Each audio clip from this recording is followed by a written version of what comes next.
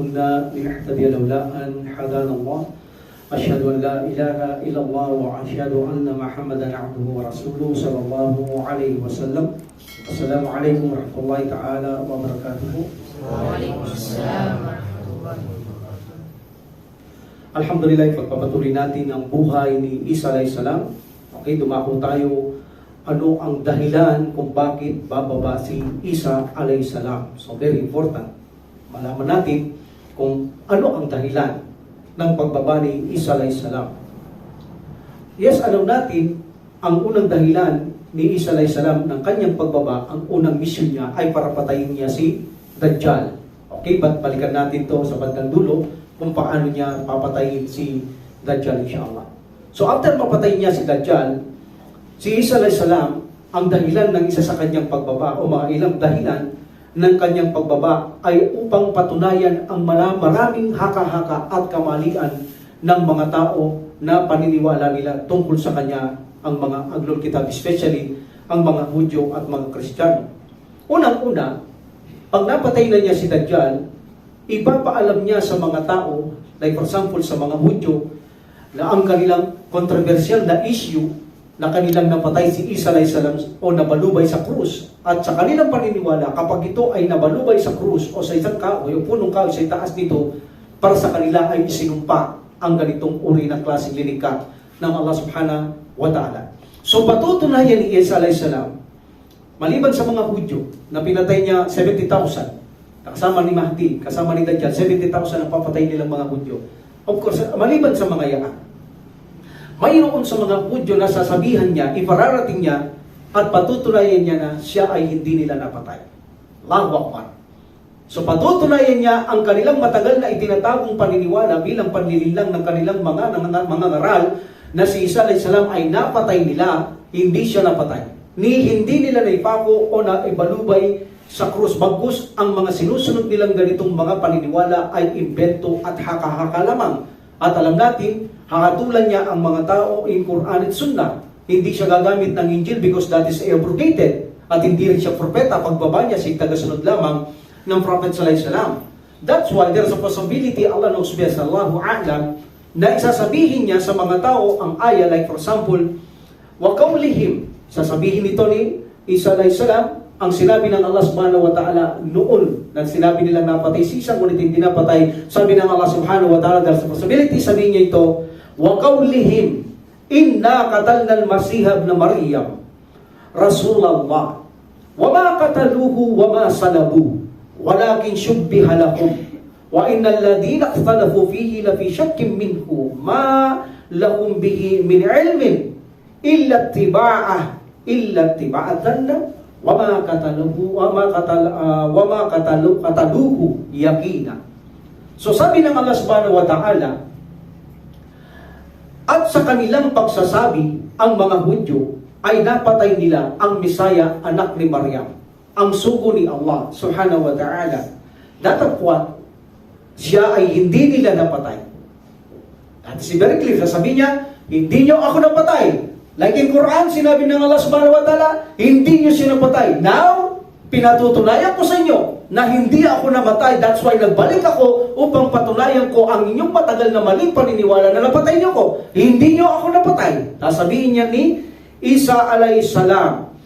Datapwat ang nailagay na lalaki ay ang kanyang kawangis ni Isa. Meaning, sasabihin ni Isa alayhis salam, yung pinatay ninyo, yun ay ginawang panlilin lang sa inyo ng Allah subhanahu wa ta'ala dahil pinagplanuhan niyo akong patayin, pinlano ng Allah subhanahu wa ta'ala na linlangin kayo, ang aking wangis ay dinala sa isang tao, yun ang inyong napatay at hindi ako ang napatay. Dahil sa inyong paniniwala, napatay ninyo. Pati ang mga Kristiyano o Nasara ay nalinlang nyo rin sa pag-invento o haka-haka ninyong napatay si Isa alayhis salam. Gumawa rin sila ng sarili nilang mga haka-haka at paniniwala. Takwa natin inshallah mamaya. Inshallah. Pagkatapos nito, datapwat ang nailagay na lalaki ay nasa wangis ni Isa alayhis salam. At ang mga may pagkahidwa-hidwa rito ay puspos ng alinlangan. Actually, hindi naman talaga totoong sincerity ang mga yaan. Actually, may alinlangan sila, sabi ng Allah subhanahu wa ta'ala, hindi buong-buo ang paniniwala lang kung may napatay ba talaga nila. Actually, hindi sila sinseridad, hindi sila totoo, hindi sila matapat Meron silang down, sabi ng Allah subhanahu wa ta'ala. Sabi ng Allah subhanahu wa ta'ala, at ang mga pag nagkakahidwa-hidwa rito ay may puspos ng alinlangan na ang kaalaman ay walang katiyakan sa kanila. Hindi sila tiyak, walang katiyakan. At sinabi ng Allah subhanahu wa ta'ala, wala silang sinusunod maliban sa haka-haka. Haka-haka ang kanilang sinusunod sapagkat katotohanan siya ay hindi nila napatay. Meaning, hindi namatay si Isa alayhisalam. So, i-claim ito ni Isa alayhisalam sa mga Yahud. At alam natin, bago siya mamatay, paniniwalaan siya because mismo siya ang magte-testify sa mga tao. Ito rin ang malaking ginawang panlilinlang sa mga Nasara at mga Kristiyano. No? Naway, puriin natin ng Allah subhanahu wa ta'ala nang walang katapusang pagpapasalamat, pagpupuri. Tinanggal tayo sa malaking kamangmangan at kaignorantihan sa panahon na sinasambag, kinikilala natin si Isa alayhisalam bilang Diyos o kaya anak siya ng Allah subhanahu wa ta'ala o siya ay anak ng Diyos. Can you imagine? Sa paniniwalang ito na napako nila, napatay nila si Jesus alayhisalam, hindi naman para sa kanila ganun ang nangyari sa mga Hudyo na sinumpa ang nakasabit sa kanila. Ginawa nila itong dahilan na tinubos daw ang kasalanan. Subhanallah, tinubos daw ang kasalanan ni Isa alayhisalam ng buong sangkatauhan. Mayroon dalawang kuro-kuro sila. Una, sinasabi nila, siya ang Diyos. Bumaba siya at nagkatawang tao at siya ay nagpapatay sa mga kanyang lilikha, meaning patayin niyo ako, pag napatay niyo ako, patatawarin ko lahat ng kasalanan ninyo. Subhanallah, no? Kahit siguro mga bata, sasabihin ang Diyos, parang hindi malinaw ang utak sa sitwasyong ito, parang hindi malinaw ang isip ng Diyos. Can you imagine, linikha niya lamang, tapos bumaba, pagkatapos bumaba, sabihin niya, patayin niyo ako, patatawarin ko kayo. Ganon. Ganon kasimpleng hindi nila nauunawahan. Yan ang sabi ng Subhanahu sa Quran. Kapag hindi kanya ginabayan, nakatakip ang iyong mata, pandinig, pati ang iyong puso, wala kang naiintindihan. Very simple. Bakit bababa ang dakilang tagapaglikha para lamang papatay sa kanyang lilikha and then after that, patawarin sila sa kanilang kasalanan? Iba ang Islam. Ang Islam, kahit sinlaki ng mundo ang iyong kasalanan, sindami ng bulan ng dagat ang iyong kasalanan, kapag nagtambak ang matapat kay Allah subhanahu wa ta'ala, hindi kailangan bumaba ng Allah, sabihin niya, patay mo ko, patatawarin kita. Hindi! Sasabihin lang ng Allah subhanahu wa ta'ala, pag pinatawad ka niya. Ganun lang kasimple kay Allah subhanahu wa ta'ala ang pagpapatawad sa mga sisiridad na humihingi ng tawad sa kanyang mga alipin. Tingnan mo, no? Ang layo ng katuruan ito. And the others say, siya raw ay anak ng Allah. Siya raw ay anak ng tagapaglikha, pinababa siya, isinugo siya, at pagpapatay siya, at tubusin ang kasalanan ng mga tao. Can you imagine? Can you imagine isang matuwid, nakalugod-lugod na anak? For the sake of argument, anak daw siya ng Diyos. Tingnan natin, for example, isa daw siya itong kalugod. Alam natin kalugod-lugod na anak daw ito sa kanila. Kalugod-lugod na anak at buktong anak ng dakilang tagapaglikha daw. Kung ito'y kalugod-lugod sa kanilang ginagalang na anak ng Diyos, can you imagine? Padadala niya lang dito ang kanyang kalugod-lugod na anak at ipapapatay at bilang pagtubos lamang ng kasalanan. Ito ba ay makatarungan? Sabihin natin lang isang ama, mayroon siyang 7 anak.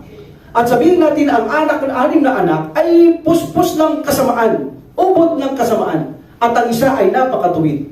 Ngayon, na humingi ng tawad ang 6 na anak sa isang ama, sasabihin niya, patayin niyo muna yung matuwid niyong kapatid, pagkatapos patawarin ko kayo.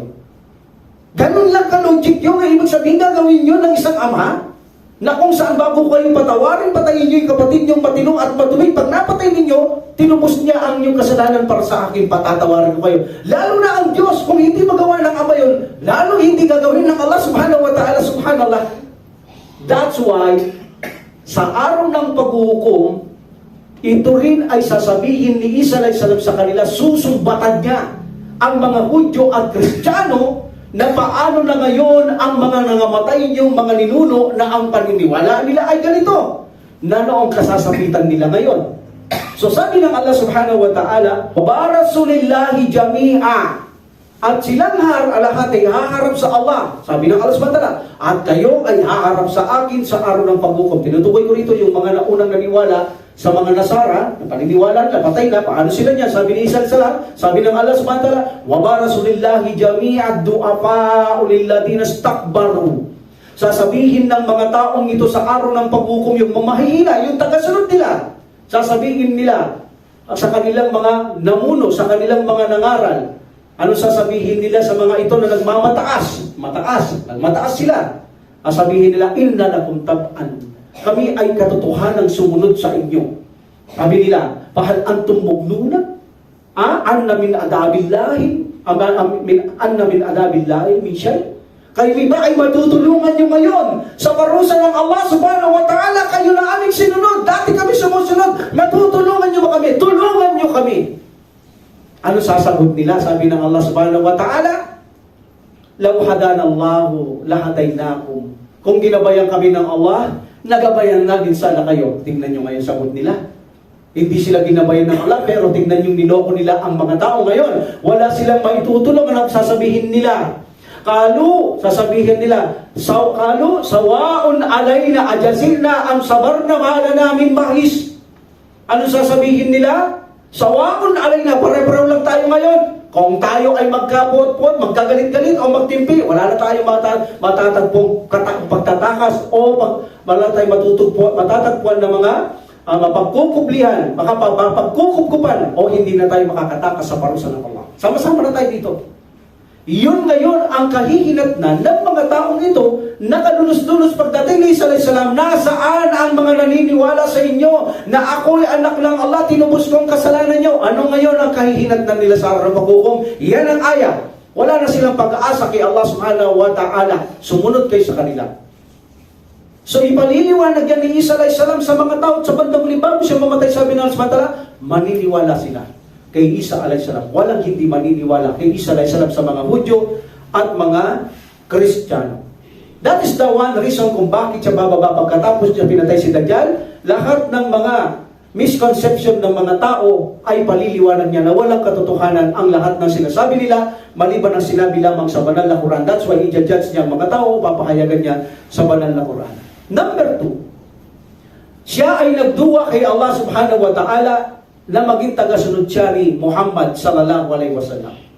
Kaya pinabayaan ng Allah subhanahu wa ta'ala na natili siyang buhay dahil dininig siya ng Allah subhanahu wa ta'ala at siya ay gagawing tagasunod lamang ni Muhammad sallallahu alaihi wasallam. Dahil ito ay request, dua ni Isa alayhi salam kay Allah subhanahu wa ta'ala.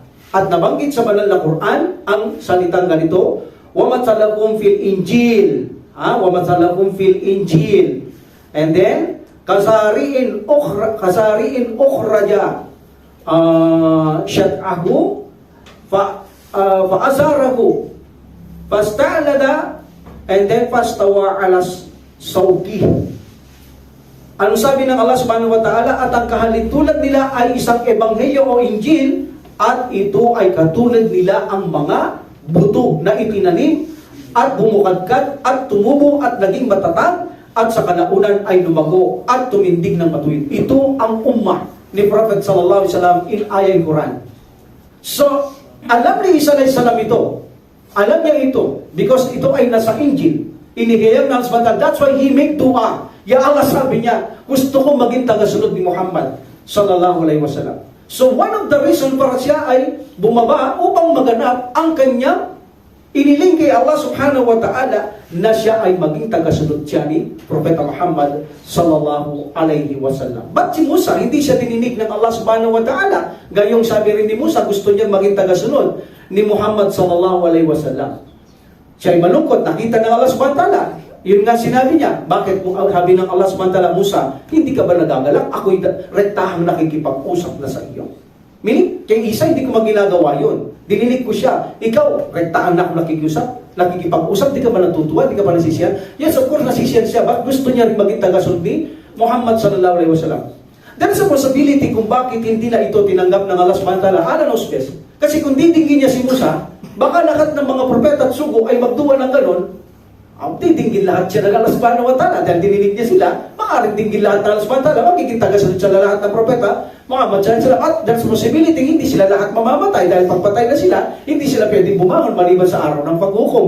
That's why isa lang ang pinagbigyan ng Allah subhanahu wa ta'ala ay si Isa alayhi salam. So dinilig niya si Isa alayhi salam sa kanyang pagbabalik ay maging tagasunod siya ni Propeta Muhammad sallallahu alaihi wasallam. Number 3 na pagbaba ni Isa alayhi salam, ito ay nagpapakita na malapit nang matapos ang kanyang buhay. Malapit na mag-deadline ang kanyang lifetime na itinakda kay Isa alayhi salam. And of course, this is a natural law, natural na batas ng Allah subhanahu wa ta'ala, na ang nilikha sa lupa ay hindi pwedeng ilibing sa langit.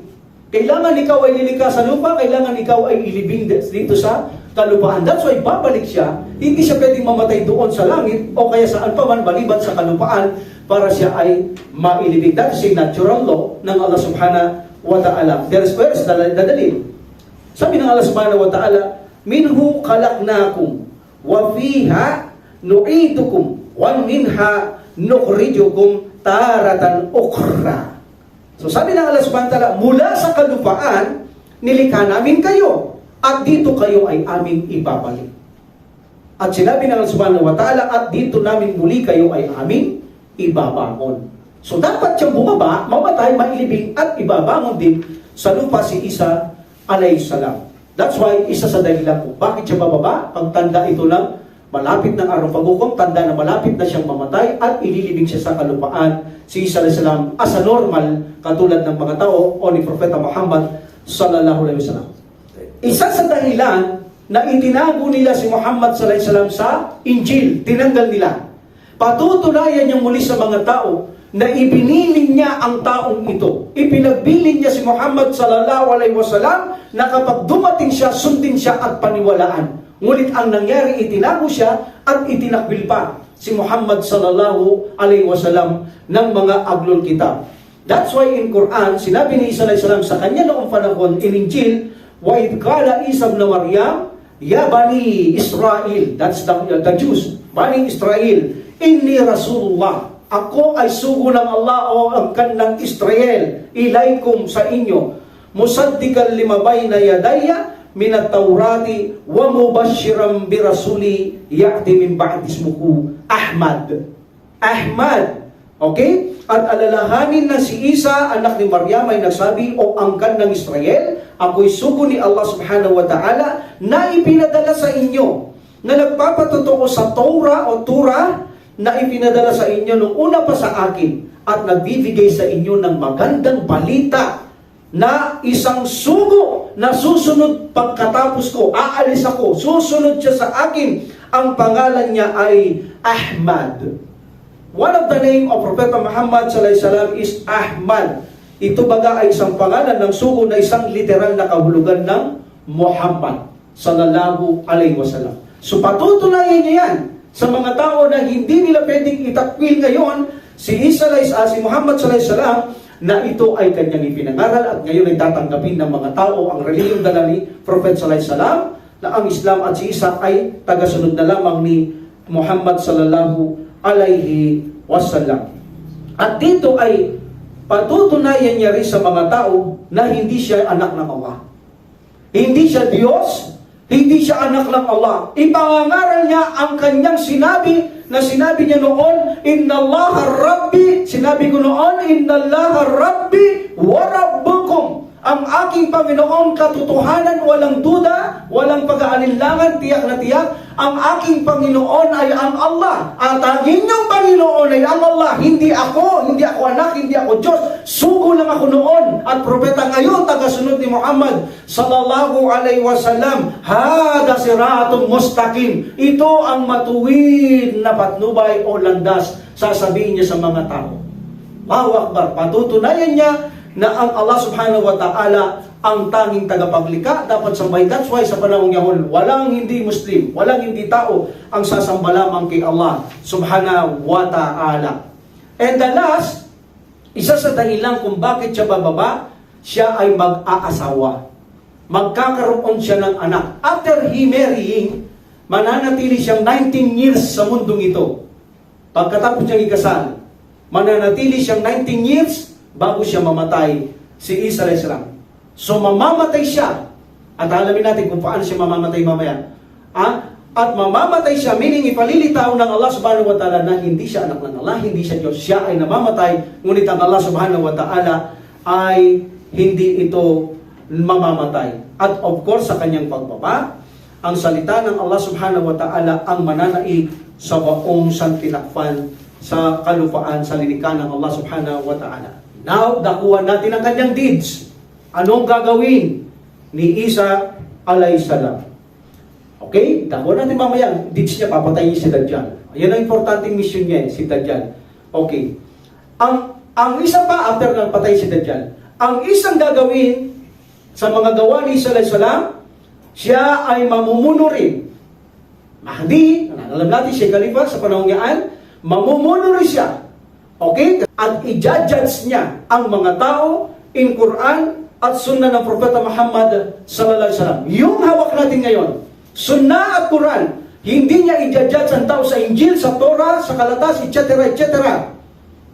Dahil ang lahat ng aklat after the Quran ay abrogated lahat yan. Hindi pwedeng gamitin, hindi pwedeng ipangaral sa mga tao dahil wala nang bisa ang mga aklat after the Quran. That's why i-judge niya lamang ang mga Muslim at ang mga tao na hindi naniwala upang sila ay ituwid at paalalahanan at bigyang magandang balita sa pamamagitan ng Sunnah at banal na Quran ng Allah Subhanahu wa Ta'ala. Another deeds o gagawin ni Isa alayhisalam, tatapusin niya ang lahat ng mga relihiyon. Meaning, walang matitilang relihiyon maliban ng Islam. Papatayin niya lahat ng mga tao na hindi susunod sa Islam. Meaning, anumang relihiyon ka, kapag ikaw ay hindi sumunod kay Isa alayhisalam, of course, alam natin, maaamoy mo siya, matutunaw ka. Hindi maaring may susunod pa sa mga relihiyon na tinayo nila sapagkat walang isa mang kupar ang mabubuhay sa mundong ito. That's why wala nang ibang relihiyon maliban ng Islam. Remember, there's a tilap sa pagpasok sa Islam o pagdating ni Dajjal. Tinapit ko na nakaraan ito, baka ma-confuse kayo. No need to repeat. Okay? Kung mag-embrace man sila, after Dajjal, ala los best. Okay? Alhamdulillah. No? I-spread niya, ipalalaganapin niya ang makatarungang gawain. Ipalalaganap niya ang kapayapaan. Yan ang mga gawa ni Isa alayhisalam after that, because ang mga tao ay sasamba na lamang kay Allah Subhanahu wa Ta'ala. Meaning, mananaig ang salita ng Allah Subhanahu wa Ta'ala sa buong mundo. Isa sa gawa ni Isa alayhisalam na gagawin yan. Isa sa mga gawa ni Isa alayhisalam, babaliin niya ang mga krus. Ipag-uutos niya sa sino mang Muslim, anumang lugar, lahat ng krus, baliin. Walang katotohanan na sinapatay sa krus, walang katotohanan na balubay sa krus. Patayin, baliin ang lahat ng mga krus na yan upang ang paniniwala ng mga Hudyo at Kristiyano ay matunaw sa kanilang panimanman na yan ay walang katotohanan. After that, papatayin niya ang lahat ng baboy. Hindi niya rin ipinahintulot anumang haram ng pagkain. Ipinakakita na tulad ng paniniwala nila, dumating si Isa alayhisalam at nilinis daw kuno ang lahat ng mga bawal. Patutunayan niya na hindi totoo yan. Uumpisaan niya sa mga baboy na lahat ng baboy ay itumba sapagkat wala siyang ipinag-utos na ang haram ay maging halal. That's why lahat ng baboy ay ipag-uutos na patayin ni Isa alayhisalam. Ito ay pagpapakita na walang pahintulot si Isa alayhisalam na pinakakain niya ang mga ipinagbabawal ng Allah Subhanahu wa Ta'ala. And the other is, walang tax na tatanggapin si Isa alayhisalam. There are two cases. According to the scholar, but yung isa authentic. Ito, according to the scholar, kung bakit walang tax, ay dahil hindi kailangan ng tax. Meaning, ang jizya, alam natin yung mga Muslim, hindi Muslim, nakatira sa mga lupa ng mga Muslim. Nagbabayad yan ng tax o sakop ng kalupaan ng mga Muslim. Like for example, in the time ng Prophet sallallahu alaihi wasallam, ng mga kalipa, kapag nasakop nila ang lugar ninyo sa kanila yan, sa samlihan, kung ayaw nyo umalis, magbayad kayo ng tax o jizya sa mga kamuslimang namumuno. But pagdating ni Isa alayhi salam, wala ng tax na tatanggapin sa kanila. Meaning, according to the scholar, ay obligasyon nilang pumasok sa Islam. Kung hindi naman, obligasyon nilang takasan nila si Isa alayhi salam kung matatakasan nila. Dahil mauubos sila kapag naamoy nila si Isa alayhi salam. Remember, ang amoy ng bibig ni Isa alayhi salam, sa abot tanaw na niya, ang tao ay maaamoy siya at matutunaw. Hindi siya matutumba. Matutunaw siya na parang asin, hindi agad-agad, na inilagay mo sa tubig na unti-unting mauubos ang tao. Meaning, malalasap niya ang kanyang habding pagkatunaw sa mundong ito. Hindi siya nagpapatay ng samantala. Siya ay maaagnas ng unti-unti, mababakbak, masusugat, para siya madudurog na asin ng dahan-dahan. Madadama niya ang sakit ng kanyang pagkatunaw kung hindi siya nanampalataya sa pananampalatayang Islam. And the authentic kung bakit na walang tax. Dahil may hadith ang Propeta Muhammad sallallahu alaihi wasallam na sinabi niya ang jizya ay may expiration. Allahu Akbar. Marami tayong nalalaman. Mayroon hangganan ng tax sa mga hindi Muslim na nakatira sa lupa ng mga Muslim o sakop na lupa ng Muslim. At kailan ang expiration? Sinabi niya sa kanyang kasamaan, ang expiration pagbaba ni Isa, walang tax. Pinagbabawal yan ng Allah at ng Propeta Muhammad sallallahu alaihi wasallam. Pagdating ni Isa alaihi salam, susunod siya kay Propeta Muhammad sallallahu alaihi wasallam na walang tatanggapin tax. Dahil utos ng Prophet sallallahu alaihi wasallam mula sa Allah subhanahu wa ta'ala, pagdating ni Isa alaihi salam, wala nang tax. Expired na ang pagtanggap ng jizya. That's why hindi tatanggapin ni Isa alaihi salam dahil yan ay bilin ng Allah subhanahu wa ta'ala kay Propeta Muhammad sallallahu alaihi wasallam. Alhamdulillah. Now, ang mga tao ang mga status ng mga tao o kalagayan nila sa panahon ni Isa alayhi salam ay makakapasok sila sa paraiso. Allahu Akbar. Because the Prophet sallallahu alaihi wasallam said, may dalawang pangkat mula sa aking ummah na ang Allah subhanahu wa ta'ala ay poprotektahan sila sa apoy ng impyerno. Ang isang pangkat ay makoconquer nila, malulupig nila ang India. Malulupig nila ang India. As para sa know, hindi pa nangyayari. Isang pangkat ito na malulubig ang India, Ananosbes. At ang isang pangkat naman ay kasama ni Isa alayhi salam. Sila ay poprotektahan ng Allah subhanahu wa ta'ala sa kaparusahan ng apoy. Hindi sila mapaparusahan sa impyernong apoy. Okay. Now, punta tayo sa kanyang first mission. Ang unang misyon ni Isa alayhi salam ay patayin si Dajjal. Walang pangangaral, walang judging in Quran and Sunnah, wala pa. Because pagbaba ni Isa alayhi salam in White Minaret, eastern part of Damascus, doon siya bababa in Fajr prayer. At nakahawak siya sa dalawang pakpak ng mga anghel na mula sa langit ibababa siya. Kung saan siya inakyat ng Allah subhanahu wa ta'ala. And then, pagpasok ng Fajr na ito prayer, actually ikama na. At saka siya darating. At saka siya darating. At ang pagbaba niyang ito, actually, sila Imam Mahdi at mga Muslim ay nagpiprepare na after this prayer, Fajr, ay sasakupin nila o lalabanan ang mga Hudyo 70,000 na kasama ni Dajjal. At si Dajjal ay naghihintay kila Mahdi. Preparado siya. Because si Dajjal wala siyang alam na darating si Isa alayhi salam. Wala siyang alam. That's why, preparado siyang naghihintay kila Mahdi. Imam Mahdi. Okay? Imam Mahdi, the responsibility, alam nila ito, nabababa siya in this situation because malalaman nila ang patungkol sa aral na ito. Okay? Alhamdulillah. So, ito ang kanyang mission. Ang pagpatay niya kay Dajjal. Bababa mo na siya, wala siyang magagawin, kundi pamunuan kasama ni Imam Mahdi ang mga Muslim upang labanan ang mga kasamaan ni Dajjal at ang mga Hudyo. Ang mga kasamaan ni Dajjal, mga Hudyo at si Dajjal mismo. So, bababa si Isa alayhi salam in Fajr prayer. Magsasala muna sila. At nag-iintay si Dajjal kila Imam Mahdi. Ready sila. Preparado. At alam natin, hindi kayang patayin ni Imam Mahdi si Dajjal. Paano siya hindi handa? Hindi naman nila kaya to. Kung si Umar bin Khattab, pinatunayan ng Prophet sallallahu alaihi wasallam nung pinagkamali ni si Said na siya si Dajjal. Sabi niya, Ya Rasulullah, patayin ko na to, taong ito. Sabi niya, wag Umar. Kung siya si Dajjal, hindi mo siya kayang patayin, sabi niya. Hindi mo kayang patayin yan. Ang tanging papatay dyan, ibig sabihin si Isa lang. Walang makakapatay sa kanya. Kung hindi naman siya si Dajjal, magkakasala ka, Umar. Meaning, sabi ng Prophet sallallahu alaihi wasallam, kung siya si Dajjal, hindi mo siya kayang patayin. Meaning, iba na si Imam Mahdi, alam nila, hindi nila kayang patayin si Dajjal. Walang pwedeng pumatay kay Dajjal. Napaka-persa at napakapangyarihan na ipinagkaloob ng Allah subhanahu wa ta'ala kay Dajjal. Walang po pwede sa panahong yaong kay Dajjal. Even nagaano ka power ang tao noon, malakas ang tao kapangyarihan, maraming kayamanan, o treasure world, kahit ano pa. Hindi sila uubra kay Dajjal. Hindi mo kaya si Dajjal. Iba na sila Imam Mahdi, iba na kanyang katauhan, na paghahanda nila at terpadyan sa lakay niya, hindi nila kaya. That's why, bababa si Isa alayhi salam. Si Isa alayhi salam ang tanging may papel na papatay kay Dajjal. So bababa siya. Iyan ang kanyang unang misyon. Bumaba siya at papatay si Dajjal. That's why after Fajr, pag sila ay paalis na, malalaman ni Dajjal si Isa alayhi salam. But alam mo automatic ni Dajjal na ang power ni Isa alayhi salam, pag bumaba siya, yung amoy ng bibig niya, matutunaw siya. Alam niya yun. Matutunaw siya, pero hindi siya mamamatay. Hindi pa rin siya mamamatay kahit matutunaw siya. Kahit na parang kasi siya na kung saan nagtubig na sa sahig, hindi siya mamamatay. Mamaya alamin natin kung ano yung kamamatay niya.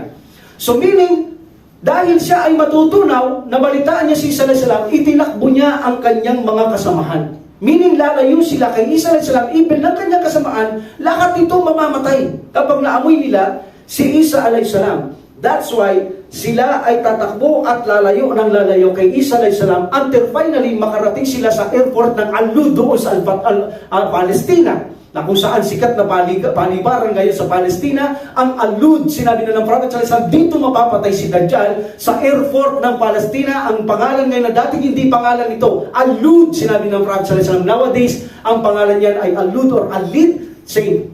So, Allahu Akbar. Isa na naman sa tanda ng pagkapropeta ng Propeta Muhammad sallallahu alaihi wasallam. So, maaaway niya kasi kung hindi siya tatakbo kay Isa alayhi salam. And then, pagkatapos sa airport na lang ito marami na ang mga Hudyong magtatago dahil naaamoy nila si Isa at ang mga kasama ng Imam Mahdi ay napapatay nila ang mga 70,000 Diyos nito. Okay, nagtatago na sila sa mga bato, sa mga puno para hindi maapoy si Isa alayhi salam. Para hindi sila matunaban. Actually, si Dajjal na maaamoy niya na sa airport na to si Isa alayhi salam. Meaning, naaagnas na si Dajjal. Naaagnas na si Dajjal habang inaabot siya ni Isa alayhi salam. At bawat Hudyo na nagtatago sa mga puno at mga bato o ano man, papapagsalatain sila ng Allah subhanahu wa ta'ala. Sila ay magsasalita. By the command of Allah subhanahu wa ta'ala, sila ay magsasalita kahit na puno. Kapag nagtago ang isang Hudyo sa puno, sasabihin ng puno, o mga Muslim, nandito ang isang Hudyo, patayin niyo siya. Papatayin nito ng kasamaan ni Imam Mahdi. Lahat, bato man, puno man, magsasalita ito at sasabihin ng mga Hudyong nagtatago. That's why mauubos ang kasamahan ni Dajjal, 70,000. At dito pinatunayan ni Isa alayhi salam na si Dajjal ay hindi mamamatay sa amoy ni dala ni Isa alayhi salam from Allah subhanahu wa ta'ala. Yes, natutunaw siya. Yes, natutunaw siya parang asin na kung saan natutulog siya, parang nagtutubig na siya. Almost nasa sahig na siya. Hindi siya mamamatay. That's why sabi ng Propeta Isa alayhi salam, hanggat hindi kita sinasaksak ng maliit kong kalasag na ito ay hindi ka mamamatay. Allahu Akbar. Now alam niyo na kung paano mamamatay si Dajjal. Makikita ni Isa alayhi salam na natutunaw siya, pero isasaksak niya ang maliit niyang kutsilyo o espada ni Isa alayhi salam o kalasag. Doon pa lang mamamatay si Dajjal. Sa ganung sitwasyon siya mamamatay, hindi doon sa pagkatunaw. Alam natin, makapangyarihan, walang makakapatay. Kay Dajjal, makapangyarihan, binigay ng Allah subhanahu wa ta'ala, maliban si Isa alayhi salam. But hindi pa rin siya mamamatay tulad ng mga hindi mananampalataya sa amoy ni Isa alayhi salam. Hindi pa rin siya mamamatay kahit natutunaw siya. Mamamatay siya kapag sinaksak siya ni Isa alayhi salam sa maliit niyang kutsilyo o kalasag o espada, sasaksakin niya habang natutunaw si Dajjal. Dito magtatapos ang buhay ni Dajjal. Allahu Akbar. All in all, lahat ng Hudyo ito ay mamamatay. In this situation, pagkatapos mamatay ni Dajjal, magsisimula na sinabi ko kaninang mga ngaral at sinabi ng mga scholar, sinabi ko na nakaraan, there is a possibility hindi natatanggapin because dumating na si Dajjal, or pagkatapos si Dajjal ay pagbigyan sila ng alas mata na tanggapin ang kanilang pagpasok sa Islam. Allah knows best. Allah knows best. In this situation, sa buong mundo, magiging Muslim lang ang mga tao. Gaya ng sabi ng Prophet sallallahu alaihi wasallam na hindi magaganap ang hukom hanggat hindi nag-Muslim ang lahat ng tao sa buong mundo. Meaning Muslim lahat. Yan ay magaganap pagdating ni Isa alayhi salam. At hindi maghuhukom, sabi ng Prophet sallallahu alaihi wasallam, hanggat mayroong Muslim sa mundo. Meaning kailangan wala na Muslim kahit isa. Meaning wala na si Isa alayhi salam dyan. Magbabalik sa kamangmangan at mawawala lahat ang mananampalataya, matitira ang mga manunumbalik sa kamangmangan, ang pagtalikod sa Allah subhanahu wa ta'ala, because magpapadala ng hangin ang Allah subhanahu wa ta'ala na siyang magpapatay sa lahat ng Muslim na magaan na pagpatay kapag nadaanan ay simpleng namamatay ang mga Muslim, wala ng Muslim. Meaning kung wala ng Muslim, wala ng halaga ang mundo. Walang dadakila, walang pupuri, walang lululwalhatin sa sampakil Allah subhanahu wa ta'ala, wala nang silbi ito. Ang purpose ng mundo ay sambahin ng Allah subhanahu wa ta'ala. So dahil wala ng Muslim, pinatay na sila ng Allah subhanahu wa ta'ala, ipakikita ng Allah subhanahu wa ta'ala sa mga taong ito kung paano niya tuturugin ang mundong ito. Ipamumulat niya ng kasindak-sindak at katakot-takot sa mga taong ito kung paano niya tutunawin, dudurugin, yayanigin, wawasakin ang langit at kalupaan ng Allah subhanahu wa ta'ala. But before mangyari yun, sa panahon ni Isa alayhis salam, ang sitwasyon ay magiging mapayapa. Punong-puno ng kapayapaan. Walang gulo, walang hinanakit, walang siraan, walang chismis, walang bangayan. Puno ng kapayapaan. Sa panahon na yaan, ang buong mundo. Mananaig ang kapayapaan sa buong mundo. Sasagana ang buhay ng mga tao. Magpapadala ng ulan ng Allah subhanahu wa ta'ala every time na gustong ulan ni Isa alayhis salam para sa mga pananim, para sa mga puno. Himid-dua to Allah subhanahu wa ta'ala. Immediately Allah subhanahu wa ta'ala responds dua. Magpapadala siya ng ulan. Palalaguin niya ang mga damo para sa mga hayupan, sa mga pastulan, ang mga gulay, ang mga puno, na kung saan ang mga tao ay lahat magkakaroon kahit na wala siyang puno, sapat na ibibigyan siya ng mga tao at mag-imbak siya ng mga prutas at mga gulay. Hindi mo kailangan maghanap buhay, tambak ka ng biyaya sa panahon yaon kay Isa alayhis salam. At actually, mayaman ang lahat ng tao sa panahon na yaon sapagkat isang patunay, even na sakat. Lahat ng tao may payamanan, wala silang mapagbigyan ng sakat because mayaman lahat. Ang mga tao, walang mahirap na mapagbigyan ng zakat. Matitigil na ang digmaan. Kaya nga kapayapaan eh.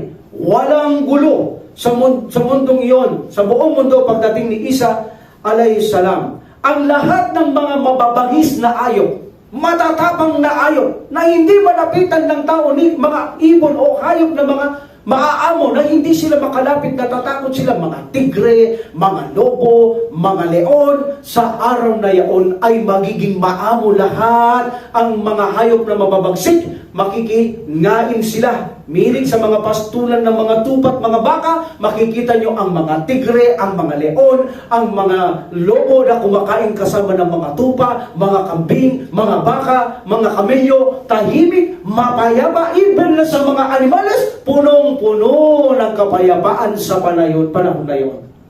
Lahat ng linika ng Allah subhanahu wa ta'ala ng mga may poison, maging ito man ay sinasabing alakdan, mga sinasabing mga ahas, sa araw na yaon, ang mga bata ay makikipaglaro sa mga ahas nang walang anumang pinsalang mangyayari sa kanila sapagkat magiging maamo rin ang mga ahas o mga bagay na may mga lason ay magiging maamo sila at kayang makipaglaro ng mga bata sa kalye o sa daan ang mga batang ito. Puno ng kapayapaan sa panahong iyaon. Walang magnanakaw, walang mag-iinteres sa may asawa ng may asawa, walang mag-iinteres sa kaban ng isang kaban ng kanyang kapatid sa pananampalataya. Ang seguridad at kapayapaan ang mabubuhay sa mundong ito. Walang inggit, walang selos. Ang lahat ng ito ay maglalaho. Magiging masagana ang lahat ng buhay ng mga Muslim. Wala namang sakat na mapagbigyan ang mga Muslim sa panahon na yaon. Ang mga kamelyo kapag ginatasan mo, sabi ng Prophet sallallahu alaihi wasallam, kamelyo, kaya niyang pagatasin ang buong tribo. Lawak ba? Ganong kasagana ang gatas ng mga mayroong gatas na mga halal.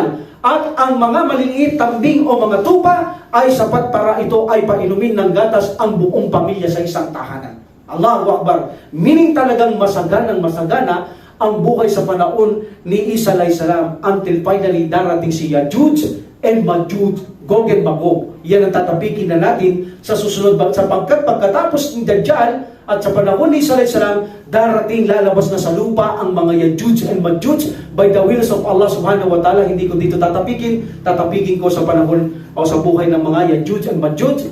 Alhamdulillah.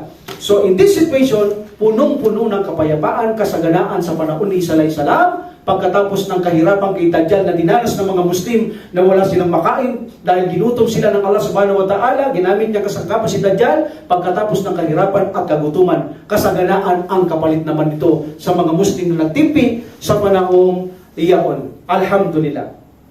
In this situation, sinabi ni Abu Hurairah na sinabi ng Prophet Muhammad sallallahu alaihi wasallam, si Isa alayhis salam ay magsasagawa ng Hajj. Either this is a Hajj, we have two kinds of Hajj, Qiran and Tamatu. Hajjul Tamatu or Hajjul Qiran. Okay, the narration hindi siya nakatiyak kung Hajjul Qiran or Hajjul Tamattu, meaning mag-Hajj lang, mag-Umrah muna siya, and then sa susunod mag-Hajj, or this is a Qiran combination, Umrah and Hajj. Remember, hindi kayo pwede mag-Hajj nang walang Umrah.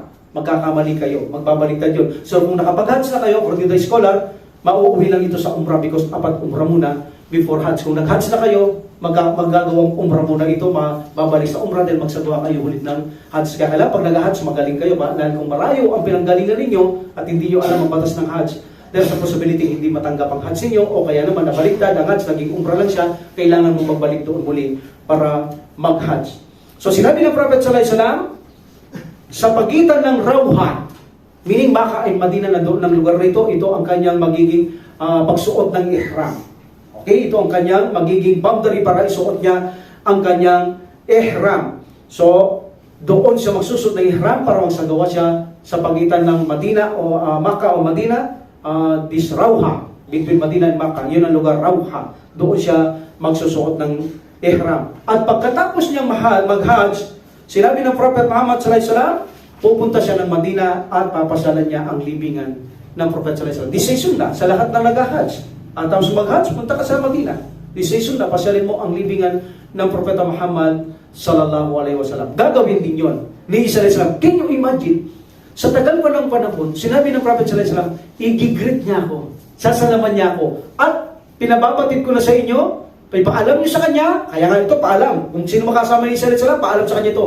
Ipinaaabot ng Prophet sallallahu alaihi wasallam ang kanyang salat sa iyo dahil pinabili niya na kapag ginreet mo siya, pinaaabot niya, ginreet ka niya rin. That's why kami ang sasabi sa inyo, at the time na ginreet mo ang Prophet sallallahu alaihi wasallam, makakarating to sa kanya. Katotohanan siya, makakarating yung mga anghel, sasabihin, ginreet ka ni Isa alaihi wasallam. At re-respondin ito ni Prophet Muhammad sallallahu alaihi wasallam ang pag-greet ni Isa alaihi salam. Alhamdulillah. Now, gaano siya katagal sa mundong ito pagbalik ni Isa alaihi salam? Ayon sa dalawa ang ikhtilaf dito, 7 years and 40 years. Sabi nila 40 years because 33 siyang makyat, there's a 7 years pa. Bali 40 years because the hadith is 40 years. Kaya sabi nila 7 years na lang siya. 40 years eh. Sabi ng Prophet sallallahu alaihi wasallam, mananatili siya sa mundong ito si Isa alaihi 40 years. That's why pagbalik niya sabi na 7 years lang. Sabi naman ba, hindi. 40 years pa rin. Except yung kanyang pag-akyat. Dahil ang hadith, sabi ng Prophet sallallahu alaihi wasallam, siya ay mananatiling 40 years pagbaba ni Isa alaihi salam. That's why, sabi natin kanina, pagkatapos niyang ikasal, 19 years mananatili pa si Isa alaihi salam. Pagkatapos ng kasal, sinasabi natin, hindi pagkatapos pagbaba. Pagkatapos niyang ikasal, 19 years siyang mananatili sa mundo, din mamamatay na si Isa alaihi salam ala nose vest. Okay? Alhamdulillah. Now, paano siya mamamatay? Ang Allah subhanahu wa ta'ala, magpapadala siya ng napakalamig na hangin. Hindi mo kakayanin to. Maninigas ka. Kahit na isuot mo na lahat ng damit mo.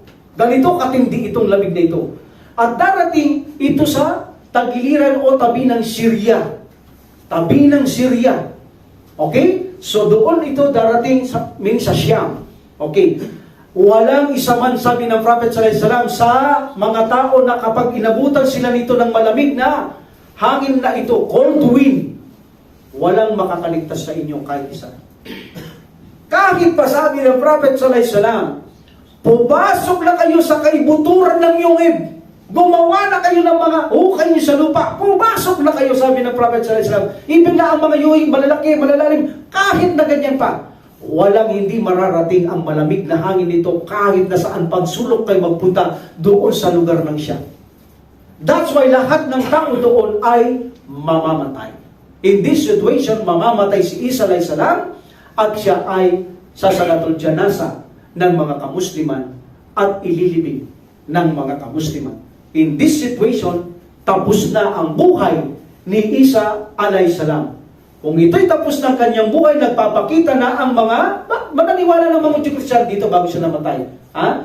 Okay, naniwala na sila. So lalo silang maniniwala, talagang totoo ang sinabi ni Isa alaihi salam na hindi siya anak ng Allah, lalong hindi siya Diyos. Ayun, nilibing siya. Yung mga taong nag-embrace na dating Hudyo Kristiyano, naniwala, nag-embrace daw, ay sa ibang scholar, lalong lalakas ang kanilang pananalig ng walang alinlangan na si Isa alayhi salam totoong totoo, na jinyad na tayo at pinatunayan niya, walang katotohanan na napatay natin siya, walang katotohanan na siya anak ng Allah, walang katotohanan na siya bahagi ng Trinidad, walang katotohanan siya Diyos, sapagkat ang Allah hindi namamatay, si Isa alayhi salam ay namatay. Lalong magpapatibag ito sa mga Kristiyano at Hudyo na nag-embrace sa Islam, alanos bes, dahil sa makikita na mismo sila ay masasaksiyan ang pagkamatay ni Isa alayhi salam. One of the mission ni Isa alayhi salam ay bumaba siya rito sapagkat hindi pwedeng bumaba si Isa alayhi salam. Bakit? Lilikha siya sa lupa ang tao, kailangan ilibing siya sa lupa ang tao. That's why hindi bababa siya upang ilibing siya ng mga tao sa lupa. Alhamdulillah. So in this situation, nanakuha natin sa susunod ang buhay ng mga Yajuj and Majuj at tinatawag din itong in Bible, alam ko, Gog and Magog. Aalamin natin ang mga taong ito at aalamin natin ang sitwasyon ni Isa alayhi salam at patungkol sa mga Yajuj and Majuj, inshallah. So dito nagtatapos ang buhay ni Isa alayhi salam. Wa akhiru da'watina alhamdulillahi rabbil alamin wa salatu wa salamu ala rasulillah. Subhanaka Allahumma wa bihamdika asyhadu an la ilaha illa anta astaghfiruka wa atubu ilaik. Assalamualaikum warahmatullahi taala wabarakatuh. Allahu Allahu Allahu Allahu Allahu Allahu Allahu